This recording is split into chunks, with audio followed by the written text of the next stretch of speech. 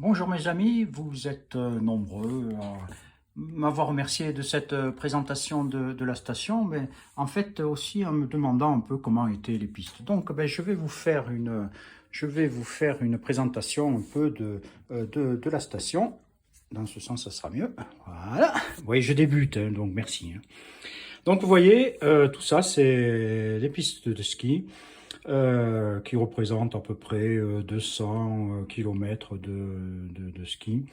Et en fait, la station est, on va dire, séparée, alors pas bien sûr physiquement, mais en plusieurs secteurs. Donc vous avez le secteur Pas de la Case, le secteur Soldéou, le secteur El Tartet. Ce sont, on va dire, les plus importants. Et les choses assez intéressantes, c'est qu'on peut monter à la station par l'intermédiaire de certaines de télécabines comme ça qui partent un peu d'endroits qui ne sont pas enneigés. On en a ici et on en a un autre ici, là, qui, par exemple, celui-là, en fait, en 8 minutes, permet de relier le haut de la station. Et je pense que ça peut être assez intéressant pour les Espagnols et les Andorrans qui vont skier, qui ne sont pas obligés de remonter jusqu'ici ou jusqu'ici pour aller skier. Voilà, donc ça c'est pour le côté, on va dire, intéressant de la station. Maintenant, je vais vous raconter la suite, qui est un petit peu moins glorieuse. Dans la station, les pistes ont la particularité d'être séparées par des barrières, du moins limitées par des barrières. Ce qui fait que, par exemple, quand vous avez par ici, voilà, 1, 2, 3 pistes, il faut savoir que en fait, c'est exactement la même pente et sur lesquelles, entre chacune, vous avez une barrière. Ce qui permet de multiplier le nombre de kilomètres. Donc, ce qui fait que souvent on est un peu déçu parce que on voit que ici ou ici, on a en fait les mêmes pistes ou le même pan de montagne, mais en fait ce sont plusieurs pistes et donc qui permet de multiplier le nombre de kilomètres. Bon, même si ça, en fait, ça se fait un peu partout et pas spécifiquement à Grand Valira pour augmenter le nombre de kilomètres.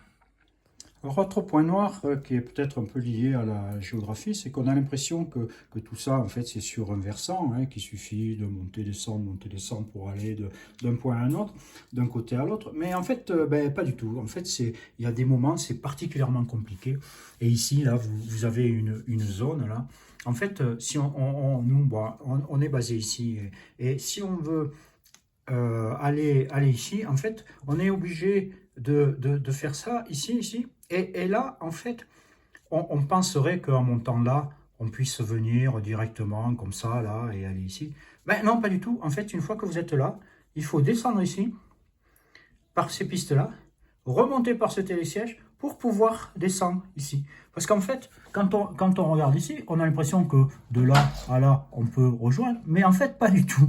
C'est impossible de rejoindre cet endroit-là à cet endroit-là. Vous êtes obligé de faire par la piste. Et donc, ça complexifie vraiment l'orientation. Bon, je vais quand même m'arrêter là pour aujourd'hui parce que, bon, on m'a dit que les vidéos, il fallait pas que ça dure plus d'une minute parce qu'autrement, les gens, ils s'y intéressaient plus. En fait, vous savez, c'est ça, les jeunes, hein, ils sont overdose d'informations, donc l'information tue l'information.